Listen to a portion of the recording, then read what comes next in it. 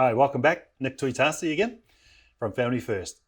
I'm going to share with you a story that is a true story that happened in my own life.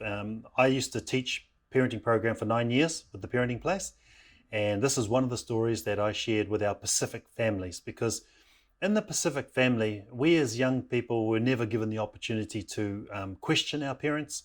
We couldn't make any comments about their decisions. Even when there was an injustice, we would just have to bite our lip and go in the room and cry ourselves to sleep. And it wasn't a good way of raising children.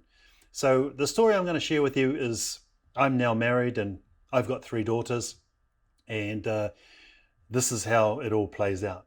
The police introduced a new appraisal system where they call you in as a cop and say, hey, look, this is the good stuff that you're doing and here's what you want to work on.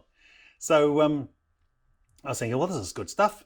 So I said to my wife, hey, hun, one day we should introduce appraisal system for our daughters. And she goes, oh, yeah, what do we do? She said, well, let's bring them one at a time and let's tell them the good things they're doing and let's give them some stuff to work on. And the 2 that are waiting for their turn, they get to appraise us as a mum and a dad. And then at the end of the process, we'll give them an opportunity to say how we can improve. And do you remember the time that your parents gave you that opportunity? No. Okay. So it was a great idea. We thought we'll give it a go. So I'm going to stop the story there because I'm going to share something a little bit more personal and then we're going to come back to the story. So my wife came from a very famous sporting family, the Clark family. So Ronnie Clark played for the Auckland Blues and the All Blacks, and her sister, Cheryl Clark, who's now Cheryl Scanlon living in Australia, she played for the Silver Ferns, which is a top New Zealand netball team. Now, one day, Ron was traded from the Auckland Blues to a group, the Highlanders from Otago.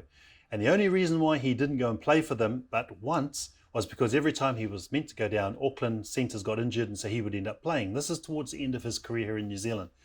So one day he said to me, I've got to go play one game for the Highlanders because, he's Auckland through and through. And he said, but Nick, would you like to come down because it's just the last game and stuff? And I said, oh, yeah, I'd love to. When is it? He gave me the date, and the date just happened to be the date of my daughter's birthday, my oldest daughter's birthday. Now, leading up to that, my wife was not well.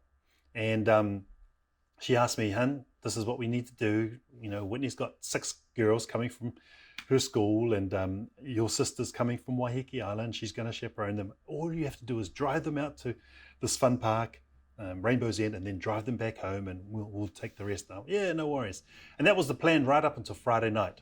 Until Friday night, my wife and I got into a really big argument. It's one of those arguments where you call each other names, so you can tell right away it's gone childish and stupid, right? So I got to the point where, yeah, well then you do the birthday. I rang up her brother and said, bro, I'm coming down to Otago. Now, I know right now you'll be thinking, what an idiot. That was the worst thing to do, leave your wife who's on her deathbed to look after the birthday and it's your daughter's birthday and blah, blah, blah. But when you're angry, you do stupid things, and that's exactly what happened. So he gave me the airline ticket. I rock up down to there, and there's another famous star that Ronnie played with, a guy by the name of Jeff Wilson. He's now a commentator with rugby. Now, Jeff Wilson had given us his car, sponsored by the All Blacks, and his house to live in. So we were having a ball after the game.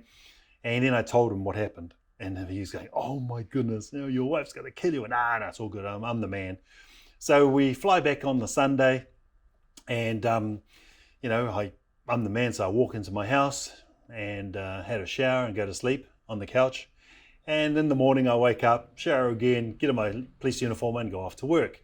Now, my wife is fuming because I haven't seen her since Friday, and she had to get out of the deathbed and do the birthday, and then I didn't bother going to sleep in her bed. I went and slept in the lounge, and of course then I go off to work. So Monday she goes to pick up our kids from school. They all go to the same school.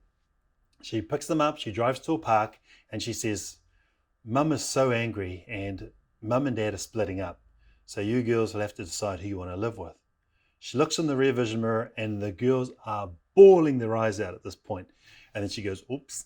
And then she drives back home. So Monday afternoon, I finish work, I come home, we kiss and make up, and things are going marvelous until we decide we're going to have the appraisal system. So we bring in our first daughter and say, honey, you're a great older sister, great oldest daughter, and just watch this and watch that and don't be so bossy and blah blah. Yep, cool. Next one comes in, honey, you have to talk, I can't read your mind, but you're awesome sister, keep up the good work. And the next one is, come in, oh, all right darling, you need to shower more, and blah blah blah. And everything is honky-dory until we go back into the lounge.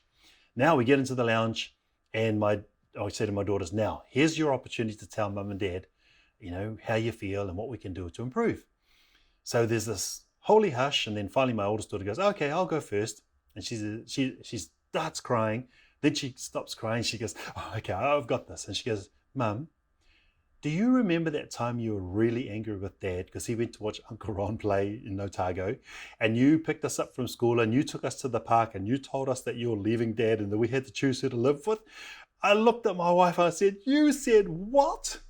And my daughter just burst into tears again because all my friends, their parents were breaking up and we thought it would never happen to us. Well, my wife gets on her knees and she's in tears and she says, oh, I'm so sorry. It was a silly thing to say.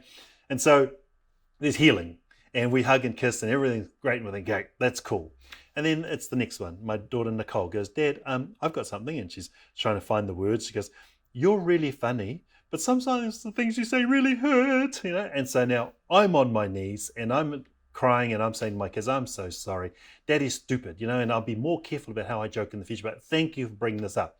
And then it's the third daughter's turn, and this is what she says, can we eat now? And that's the end of the appraisal system. So the point is that here in New Zealand, Pacific Island and Māori have a real problem with suicide. And a lot of the reason is because young people are not able to say how they feel. And I encourage as many island families that come to our parenting program to have appraisal systems like that, because I would much rather hear from the mouth of my daughters what's hurting them and what it is that we've done to hurt them so I can make it right, instead of reading it in a note while somebody's hanging from the neck in the garage because they weren't given the opportunity or didn't feel safe enough to come and say, hey, I'm hurting in this way. A lot of the times our Pacific young people and Māori feel trapped, unable to share anything, too scared to share anything, and as a result, they decide they're going to end it.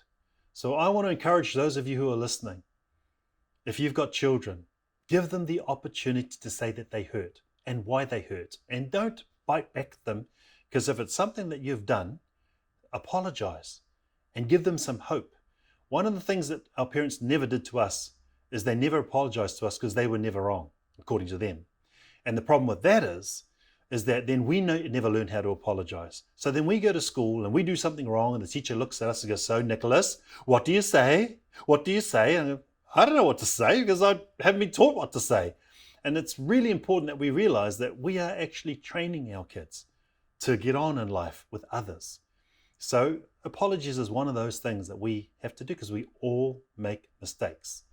I want to encourage you, give your young people an opportunity to say where it hurts and then fix it. That's another parenting tip from me. Thanks for listening.